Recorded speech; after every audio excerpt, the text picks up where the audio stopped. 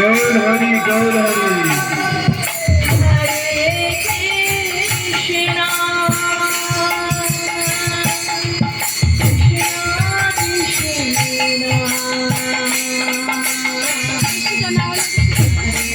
জল পড়ে গেছে।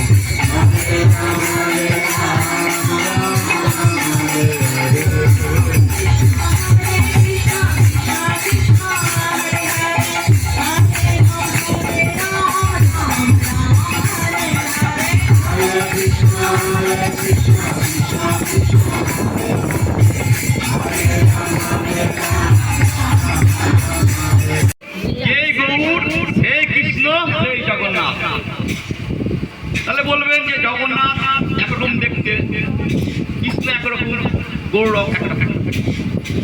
তো জগন্নাথ রূপের বৈশিষ্ট্য আছে একটা সুন্দর বৈশিষ্ট্য, দেখুন ভালো করে বুঝুন। ভক্তরা ভগবানকে দর্শন করার জন্য লালাই, হ্যাঁ কি না? ভগবানের সঙ্গ পাওয়ার জন্য লালায়িত ভক্তরা। কিন্তু এইখানে জগন্নাথের উল্টো। কি উল্টো? কি জগন্নাথ ভক্তকে দেখার জন্য ব্যাকুল। দেখুন, ভক্তকে আলিঙ্গন দেওয়ার জন্য শুনতে হচ্ছে কৃষ্ণ এখানে এসেছে। সঙ্গে সঙ্গে বৃন্দাবনবাসীরা দৌড়িয়ে গেল দেখতে, দর্শন করতে কৃষ্ণকে। কৃষ্ণ তখন বাড়ি ফেরার জন্য রথে চেপে বসে আছেন, বলরাম আছে, সুভদ্রা আছে। তো বৃন্দাবন গিয়ে দেখলো কৃষ্ণকে, তাদের মন আনন্দিত হলো না। কেন হলো না বলুন তো? রাধারানী বলছেন কৃষ্ণকে দেখে যে আমি যে এই কৃষ্ণকে দেখেছিলাম, এই কৃষ্ণ সেই কৃষ্ণ না। আমি যমুনার তীরে বৃন্দাবনে যে কৃষ্ণকে দর্শন করেছিলাম, যা সঙ্গ লাভ করেছিলাম আমরা, সেই কৃষ্ণ এই কৃষ্ণ না। কেন বলছে? আমাদের কৃষ্ণ গোপ্য বালক, আর এখানে কৃষ্ণ রাজকুমার, রাজকুমার। আমাদের কৃষ্ণের মাথায় ছিল সিকিপুচ্ছ, মানে ময়ূরের পুচ্ছ, আর এই কৃষ্ণের মাথায় রাজমুকুট। পার্থক্য দেখুন। আমার কৃষ্ণের পরনে ছিল পিত্তবসন, আর এইখানে হচ্ছে রাজ পোশাক। আমার কৃষ্ণের গলায় ছিল বন্য ফুলের মালা, আর এইখানে হচ্ছে রত্নমালা, মানে সোনা দানা অলঙ্কারের মালা। কত পার্থক্য দেখুন। আমার কৃষ্ণের হাতে ছিল বংশী, আর এইখানে কোনো মিল আছে? কোনো মিল নাই। তারপরে আমরা যখন কৃষ্ণের সঙ্গে মিলিত হতাম, তখন তার পরিবেশ কত সুন্দর, সুন্দর গন্ধ, সৌরভ, কত সুন্দর পরি। আর এখানে প্রচুর সৈন্য সামন্তের আওয়াজ, হাতি ঘোড়া রেসারফ করছে। তাই জন্য আমাদের মন ভরলো না, রাধারানীর মন ভরলো না কৃষ্ণকে দেখে। তখন কি করলো? বৃন্দাবনে বলে তোমার মন ভরছে না, ঠিক আছে আমরা কৃষ্ণকে বৃন্দাবনে নিয়ে যাবো। বৃন্দাবনে দেখলো কৃষ্ণ আছে, বলরাম আছে, সুভদ্রাও আছে। তিনজনকে নিয়ে তারা রথটাকে তখন বৃন্দাবনে থেকে নিয়ে গেল। এটা হচ্ছে রথযাত্রা। চৈতন্য চরিতামৃতে চৈতন্যবাবু বলেছেন এইভাবে রথকে ভাবতে হবে। রথ যখন আমরা নিয়ে আসবো, তখন আমরা কৃষ্ণকে বৃন্দাবনে নিয়ে আসছি কৃষ্ণকে সুখ দেওয়ার জন্যে। কৃষ্ণ যখন যাচ্ছেন, রথে করে যাচ্ছেন বৃন্দাবনের সঙ্গে, তিনি দেখছেন আমার সব, এটা খুব সিনসিয়ার কথা, ভালো করে বুঝবেন ভক্তরা, এটা খুব জীবনে ইম্পর্টেন্ট কথা। আমরা যে ভক্তি করি, সেই ভক্তির মাধ্যমে আমরা সর্বসিদ্ধি লাভ করলে কি পাবো জানেন তো? বৈকুণ্ঠ ধাম পাবো। ভালো করে বুঝবেন, আমরা যে ভক্তি করি, সেই ভক্তি করার ফলে সর্বসিদ্ধি, সর্বভক্তিতে আমরা বৈকুণ্ঠ ধাম পাবো। আর বৈকুণ্ঠ গেলে কি হবে? আমরা নারায়ণের মতো রূপ পেয়ে যাবো। চারটে হাত হয়ে যাবে আমাদের, নারায়ণের যেমন রূপ। আর বৈকুণ্ঠ যে যাবে, সে আর কোনোদিন ফিরে আসবে না জগতে। তাহলে বৃন্দাবনে আমরা কি করে পৌঁছাবো বলুন? এবার আমরা যে ভক্তি করি, তাহলে সবাই আমরা বৈকুণ্ঠে যাবো আমরা। এটা খুব গুরুত্বপূর্ণ কথা। তাহলে আমরা যা ভক্তি করছি তাহলে আমরা সবাই বৈকুণ্ঠে যাবো, বৃন্দাবনে আসতে পারবো না। তাই জন্যে কৃষ্ণ যখন এই ব্রজলীলা করলেন, খুব মন দিয়ে শুনবেন, খুব গুরুত্বপূর্ণ কথা। ব্রজলীলা যখন করলেন তিনি ফিরে গেলেন ধামে, তিনি চিন্তা করলেন যে আমি তো এই লীলা করে এলাম ব্রজলীলা, কিন্তু সাধারণ মানুষ তো এই লীলা দিয়ে বুঝতে পারবে না। অনেকে বলবে কৃষ্ণ বড় স্ত্রীদের নিয়ে খারাপ কাজ করেছেন, অনেক বউ, অনেক কিছু, তো আমাদের উদ্দেশ্য না। আর এইটা না বুঝতে পারলে তারা কোনদিনই এই বৈকুণ্ঠধামে প্রবেশ করতে পারবে। সবাই তাহলে বৈকুণ্ঠে চলে যাবে, সবারই চারটে করে হাত হয়ে যাবে, ভগবানের লীলায় কেউ প্রবেশ করতে পারবে না। তখন তিনি চিন্তা করলেন একমাত্র উপায় হচ্ছে আমাকে আবার যেতে হবে। তিনি আবার এলেন, কি রূপে এলেন? চৈতন্য মহাপ্রভু রূপে এলেন। কি জন্য? কৃষ্ণ প্রেম কি তাই বোঝানোর জন্যে। কিন্তু তাও আমরা যেতে পারবো না, আমরা যে ভক্তি করছি তাতে আমরা যেতে পারবো না। তারও কথা বলছি আমি এবার। তো কৃষ্ণকে প্রেম বা ভালোবাসা করতে গেলে 5টা রসের প্রয়োজন। আরো আছে অনেক, কিন্তু 5টা মুখ্য রস আপনারা সবাই জানেন, আমি তা বলছি। শান্ত, দাস্য, সখ্য, বাৎসল্য আর মধুর।